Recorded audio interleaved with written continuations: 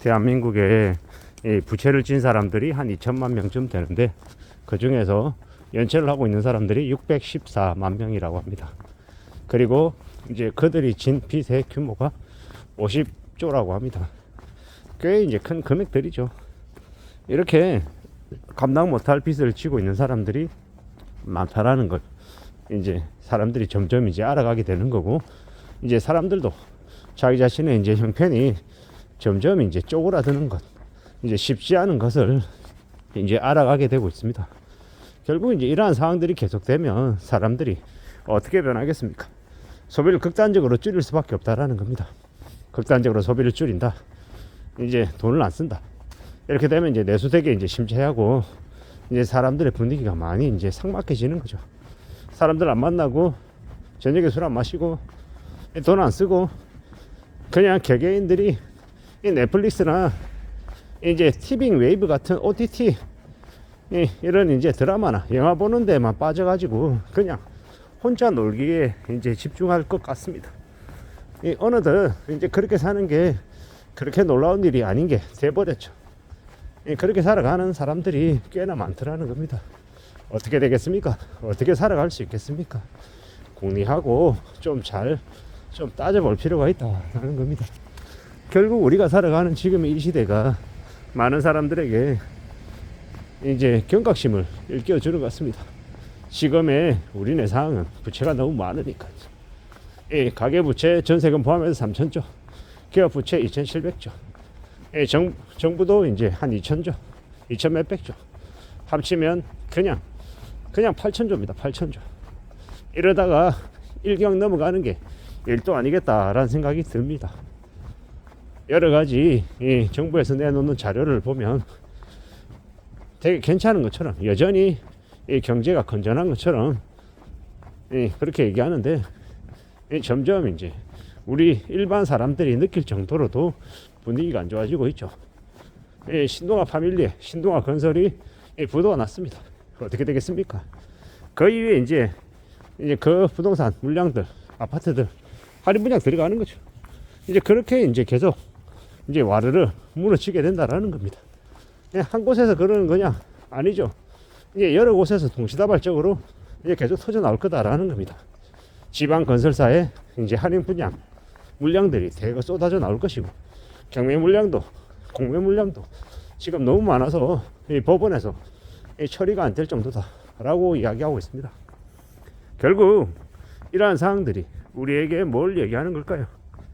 결국 좀 더 심사숙고하고 좀 더 조심하며 삶을 살아가야 된다라고 이야기해 주는 것 같습니다.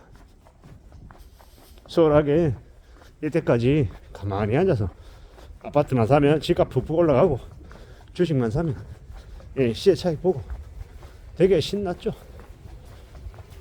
코로나 팬데믹 이후에 많은 사람들이 빚을 내서 좀 쉽게 돈을 번다라는 그런 재미에 취해 있었던 것 같습니다.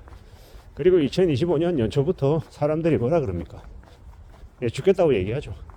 연끌적부터 지금 괜히 집을 샀다, 감당 못할 빚을 져서 힘들다, 이런 얘기들을 많이 하고 있습니다. 그런 얘기들이 언론 뉴스로 도배될 정도로 지금 상황이 안 좋다라는 겁니다. 이런 상황에서 개개인들은 어떤 선택을 할 수 있겠습니까? 어떤 선택을 해야 할까요? 그에 대해서 잘 생각하고 잘 고민하고 우리는 살아가야 될 것 같습니다. 결국 살아가는 삶이라는 게 쉽지 않다라는 거, 수월하지 않다라는 걸 명심해야 되겠습니다. 잊지 말아야 되겠다라는 거죠. 천천히 자신의 삶을 되돌아보고 뭘 좀 더 조정해야 될지에 대해서도 궁리하는 게 필요한 것 같습니다. 더 이상 사치 부리고 폼 잡고 어깨 힘주고 그럴 수 있는 이제 상황들이 이제 못 된다라는 겁니다. 천천히 이제 삶의 속도도 좀 줄여가며 움직일 궁리를 해야 될 겁니다. 그렇게 하고 살아가야, 그렇게 하고 지내야 내 삶이 괜찮아진다라고 말씀을 드리고 싶습니다. 참으로 곤욕스럽고 참으로 막막한 것들이 한둘이 아니죠. 이런 상황에서 어떻게 살아가야 되나, 과연 살아낼 수 있는 걸까, 이런 걱정들을 많이 할 때 우리는 다른 거 말고 선진국 국민들이 어떻게 살아왔는지를 보면 됩니다. 그들이 왜 그렇게 좁은 집에서 소형차 끌고 다니고 되게 알뜰살뜰 사는지, 죄락이 왜 그렇게 몸에 배었는지, 그런 것들을 차근차근 찾아다니다 보면 이제 우리가 어떻게 살아야 될지에 대한 해법들이 하나씩 둘씩 나오게 되는 거죠. 결국 이때까지 우리가 너무 많이 풍족하고 여유롭게 누리며 살아왔다라는 거.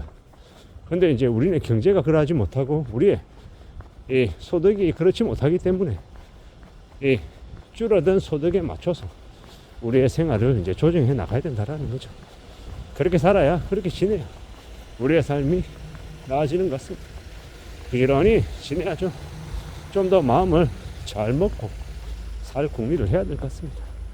그렇게 사는 게 더더욱더 우리에게 도움이 되는 것 같다라고 말씀을 드리고 싶습니다. 험한 시대를 살아가고 있는 게 분명하고 언제 어떻게 어떤 일에 또 휘말릴지도 모른다라는 거.